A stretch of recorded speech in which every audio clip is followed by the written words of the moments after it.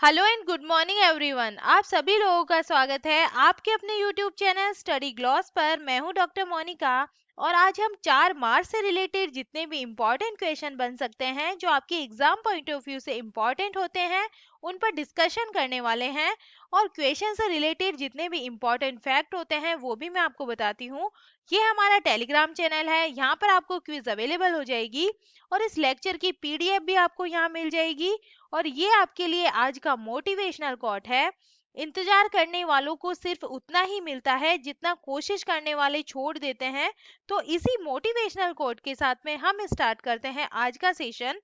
First question है, who has become the new commanding in chief of the western command of the air force. वायुसेना की पश्चिमी कमान के नए कमांडिंग इन चीफ कौन बने हैं? तो ये बने हैं श्री कुमार प्रभाकरन बने हैं। ए इसका करेक्ट आंसर होगा। चलिए डिटेल से हम बात करें तो एयर मार्शल श्री कुमार प्रभाकरन ने बुधवार को नई Delhi western air officer commanding in chief के रूप में अपना काम संभाला है और उन्होंने एयर मार्शल अमित देव से चार्ज लिया है जो 39 ईयर्स से ज्यादा सर्विस के बाद 28 फेब 2022 को ये रिटायर हुए हैं। और एयर मार्शल प्रभाकरन ये नेशनल डिफेंस एकेडमी से ग्रेजुएट है और वह इंडियन एयर फोर्स में फाइटर पायलट के रूप में 22 दिसंबर 1983 को ज्वाइन हुए थे। और ये Prabhakaran defence services staff college Wellington और नेशनल डिफेंस कॉलेज नई दिल्ली के पूर्व स्टूडेंट भी रह चुके हैं। चलिए इंडियन एयर फोर्स के बाद में हम बात कर लेते हैं। तो ये एस्टेब्लिश्ड हुआ था 8 अक्टूबर 1932 को और इसका हेडक्वार्टर न्यू दिल्ली के अंदर है। एयरफोर्स डे कब हम सेलिब्रेट करते हैं? तो ये मनाते हैं हम 8 अक्टूबर को ये मनाया जाता है।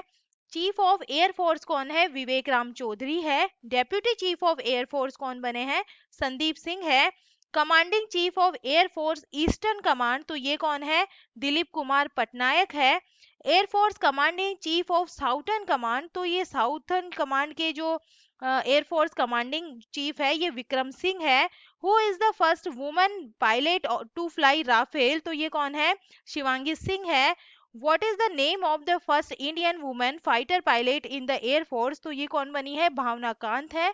सेकेंड नंबर क्वेश्चन है, where will the 31st South East Asian Games be held. 31वें दक्षिण पूर्व एशियाई खेल का आयोजन कहाँ किया जाएगा? तो ये किया जाएगा वियतनाम के अंदर किया जाएगा। 20 का करेक्ट आंसर होगा।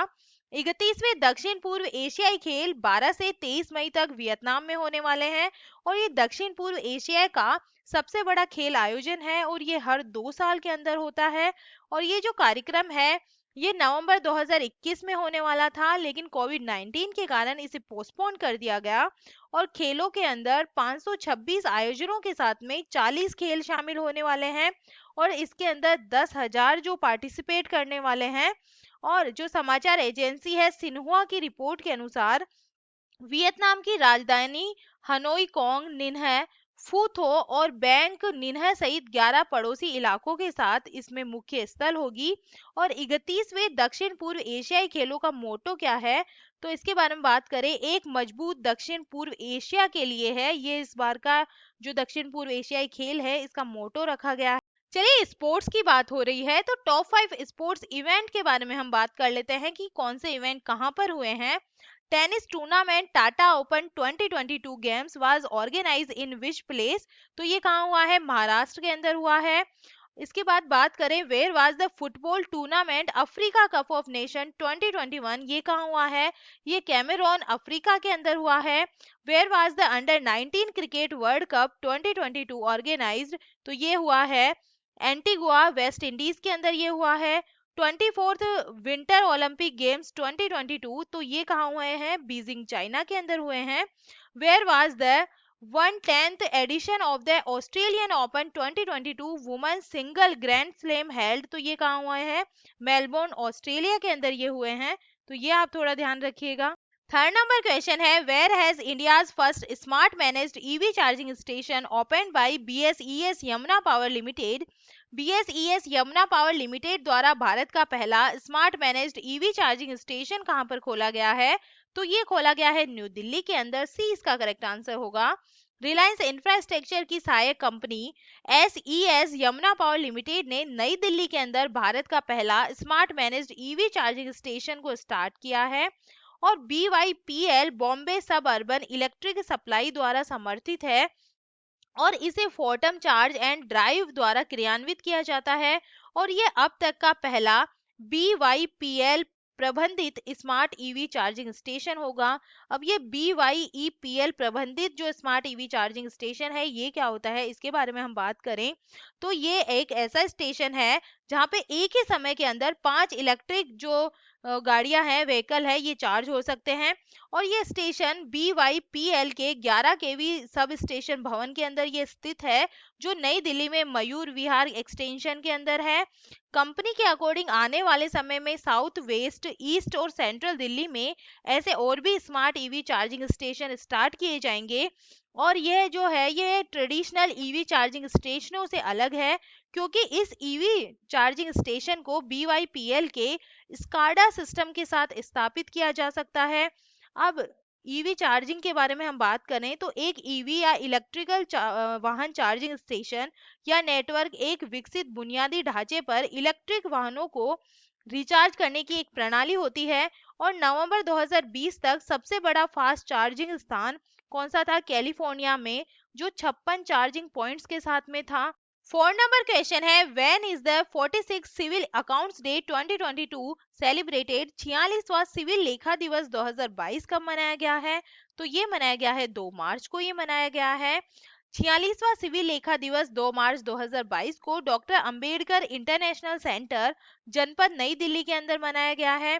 और इस अवसर पर वित्त और कॉरपोरेट मामलों की मंत्री श्रीमती निर्मला सीतारमण इसके अंदर चीफ गेस्ट थी। और वित्त मंत्री ने व्यापार करने में आसानी और डिजिटल इंडिया इकोसिस्टम के हिस्से के रूप में एक प्रमुख ई गवर्नेंस पहल इलेक्ट्रॉनिक बिल प्रसंस्करण प्रणाली को शुरू किया है।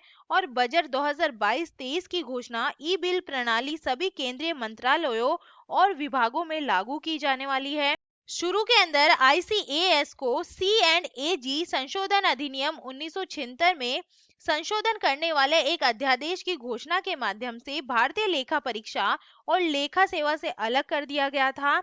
और बाद में संघ खाते को विभागीकरण अधिनियम 1976 अधिनियमित किया गया और 1 मार्च 1976 को लागू हुआ, जिसके बाद ICAS हर साल 1 मार्च को सिविल लेखा दिवस के रूप में ये मनाया जाता है। और ICAS भारत सरकार के लिए वित्तीय प्रबंधन सेवाओं के वितरण में मदद करता है, जैसे भुगतान सेवाएं, कर संग्रह प्रणाली का समर्थन करता है, सरकार व्यापी लेखांकन, वित्तीय रिपोर्टिंग का कार्य करता है, बजट अनुमान तैयार करता है, केंद्र सरकार के नागरिक मंत्रालयों में आंतरिक लेखा परीक्षा करता है। 5 नंबर क्वेश्चन है, where has president Ramnath Kovind inaugurated Arogya Vanam to publicise the importance of plants? राष्ट्रपति रामनाथ कोविंद ने पौधों के महत्व को प्रचारित करने के लिए आरोग्य वनम का उद्घाटन कहाँ पर किया है? तो ये क्या है, न्यू दिल्ली के अंदर। डी इसका करेक्ट आंसर होगा।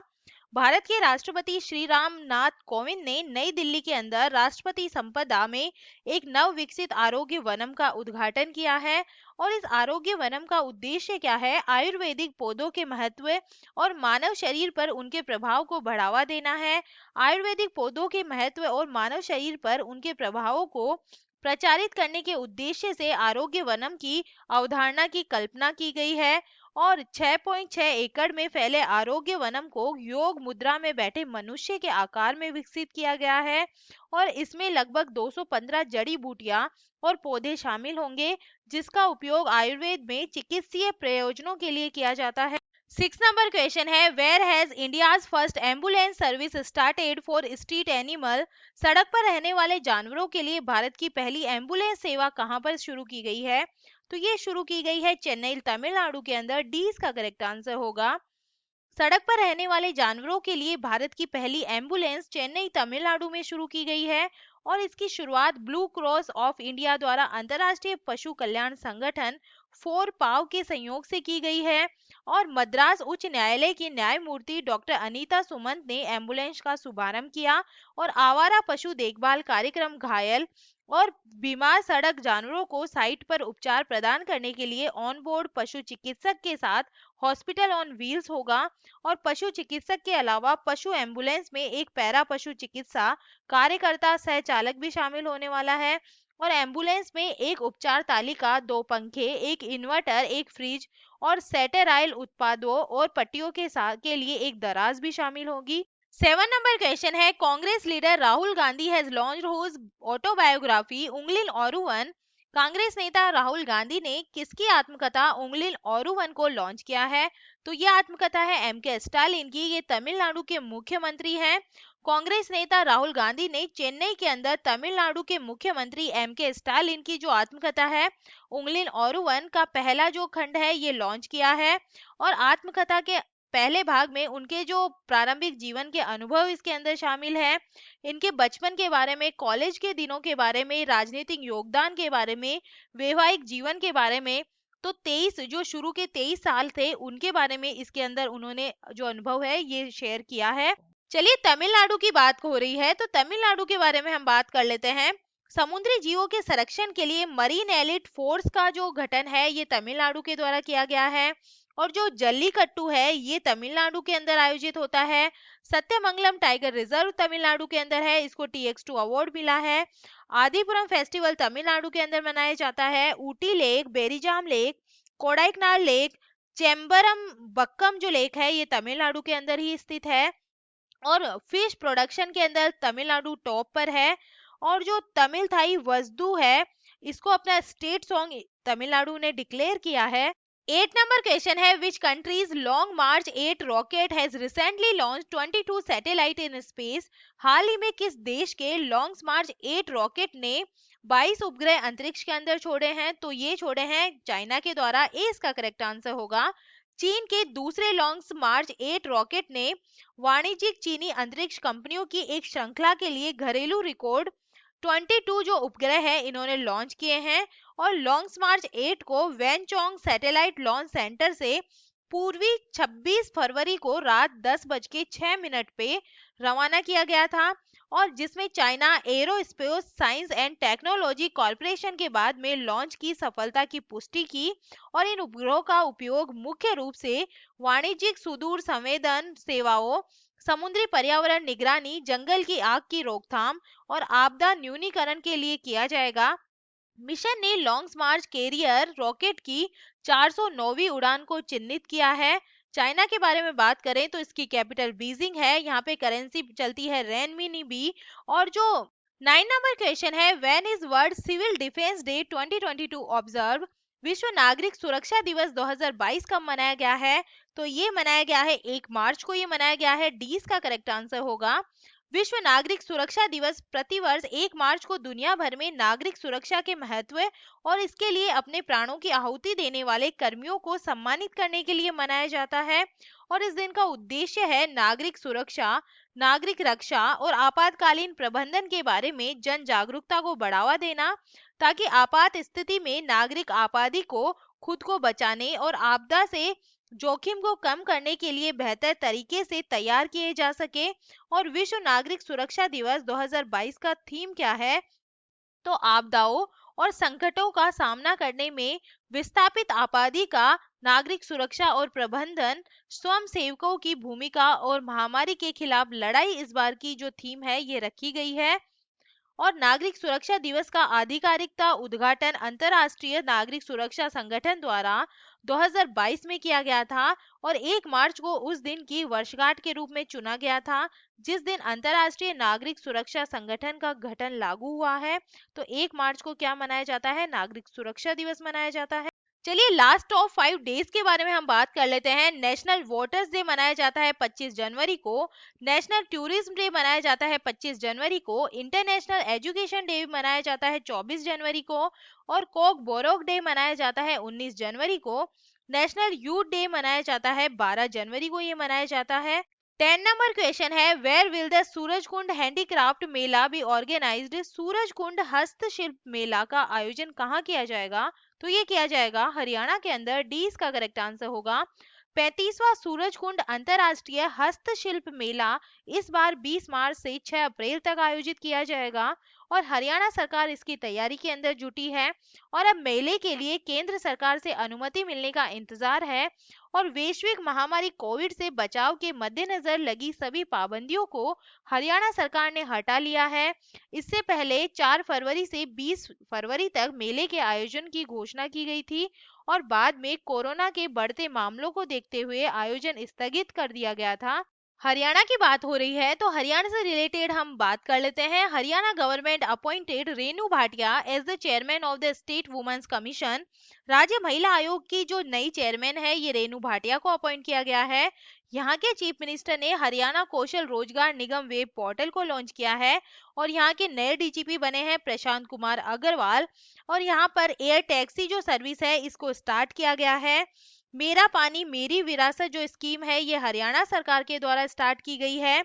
और जो गोरख धंधा शब्द है इसको इसके इस्तेमाल पर जो प्रतिबंध है यहाँ पे लगाया गया है।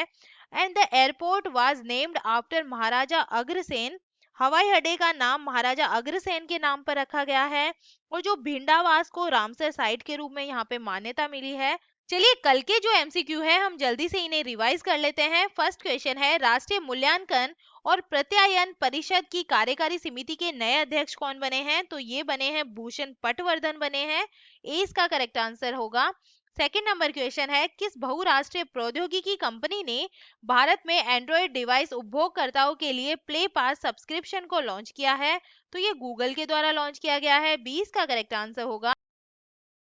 थर्ड नंबर क्वेश्चन है विश्व पैरा तीरंदाजी चैंपियनशिप 2022 के व्यक्तिगत वर्ग में रजत पदक जीतने वाली पहली भारतीय खिलाड़ी कौन बनी है? तो ये बन गई है पूजा जातया बन गई है। 20 का करेक्ट आंसर होगा। फोर्थ नंबर क्वेश्चन है एलआईसी म्यूचुअल फंड के नए एमडी एंड सीईओ कौन बने हैं? तो ये कौन बने हैं? टीएस रामकृष्णन बने हैं। सी इसका करेक्ट आंसर होगा। 5 नंबर क्वेश्चन है शून्य भेदभाव दिवस 2022 कब मनाया गया है? तो ये मनाया गया है 1 मार्च को। 6 नंबर क्वेश्चन है हाल ही में जन औषधि दिवस सप्ताह कब से स्टार्ट हुआ है? तो ये हुआ है 1 मार्च से स्टार्ट हुआ है। 20 का करेक्ट आंसर होगा। 7 नंबर क्वेश्चन है किसने दुनिया के सबसे बड़े विमान मारिया को तबाह कर दिया है? तो ये कर दिया है रशिया के द्वारा कर दिया गया है और ये जो विमान था ये यूक्रेन का था। 8 नंबर क्वेश्चन है हाल ही में इंडस्ट्री कनेक्ट 2022 का उद्घाटन किसने किया है? तो ये किया है डॉक्टर मनसुख मंडाविया के द्वारा किया गया है। 20 का करेक्ट आंसर होगा। 9 नंबर क्वेश्चन है हाल ही में डीएसटी सीआईआई भारत सिंगापुर प्रौद्योगिकी शिखर सम्मेलन 2022 कहाँ हुआ है? तो ये हुआ है न्यू दिल्ली के अंदर। ए इसका करेक्ट आंसर होगा। 10 नंबर क्वेश्चन है बैंक ऑफ महाराष्ट्र ने कहा प्रोजेक्ट बैंक सखी लॉन्च किया है? तो ये लॉन्च किया गया है ओडिशा के अंदर। 20 का करेक्ट आंसर होगा। और ये था कल का स्टडी ग्लॉस क्वेश्चन। हाल ही में CSIR central drug research institute ने कोरोना वायरस के ओमिक्रॉन संस्करण के परीक्षण के लिए कौन सी एक स्वदेशी किट विकसित की है? तो इसका नाम है ओमिश्योर। सी इसका करेक्ट आंसर होगा। और ये है आज का स्टडी ग्लॉस क्वेश्चन। संयुक्त समुद्री अभ्यास पश्चिमी लहर एक्सपीएल 2022 का आयोजन किसने किया है? तो इसका आंसर आप मुझे कमेंट सेक्शन में दीजिएगा। ये हमारा टेलीग्राम चैनल है। आपको सारे क्वेश्चन क्विज के फॉर्मेट में यहाँ पे अवेलेबल हो जाएंगे और इस लेक्चर की पीडीएफ भी आपको यहाँ मिल जाएगी। अगर आपको सेशन पसंद आ रहा है तो आप इसे लाइक कीजिए, अपने दोस्तों के साथ में शेयर कीजिएगा। चलिए मिलते हैं एक नए सेशन के अंदर। Thank you.